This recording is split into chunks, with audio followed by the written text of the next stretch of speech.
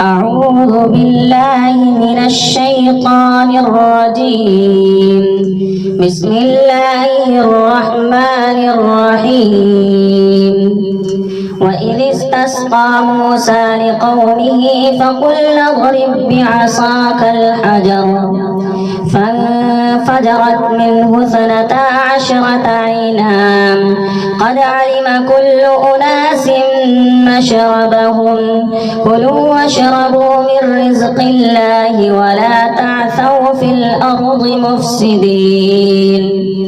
وإذ قلتم يا موسى لن نصبر على طعام واحد فادع لنا ربك يخرج لنا مما تنبت الأرض من بقلها وقثائها وفومها وعدسها وبصلها.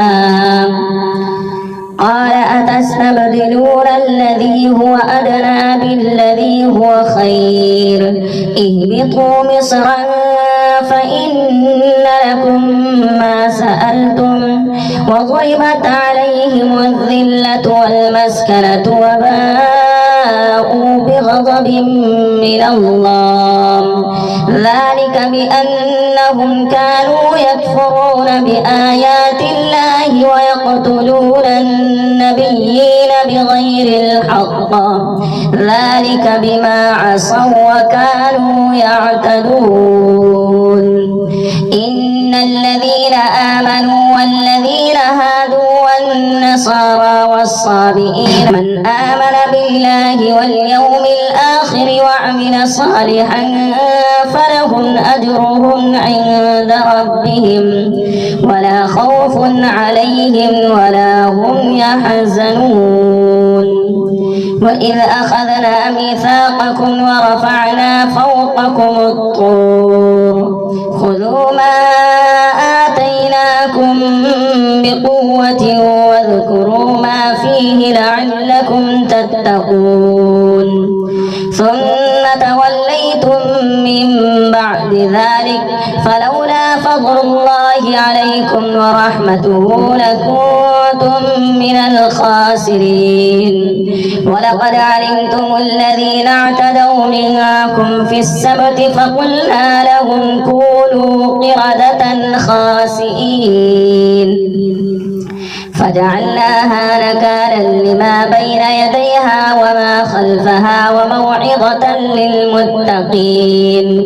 وإذ قال موسى لقومه إن الله يأمركم أن تذبحوا بقرة قالوا أتتخذنا هزوا قال أعوذ بالله أن أكون من الجاهلين.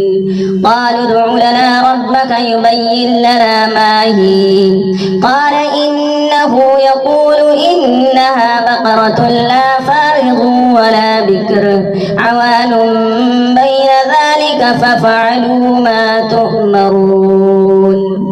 قالوا ادع لنا ربك يبين لنا ما لونها قال إنه يقول إنها بقرة صفراء فاقع لونها تسر الناظرين.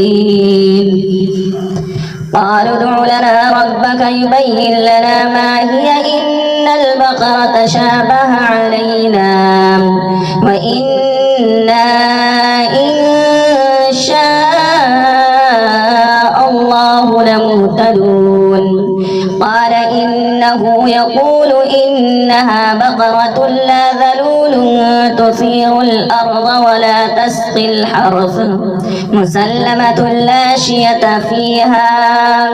قالوا الآن جئت بالحق فذبحوها وما كادوا يفعلون.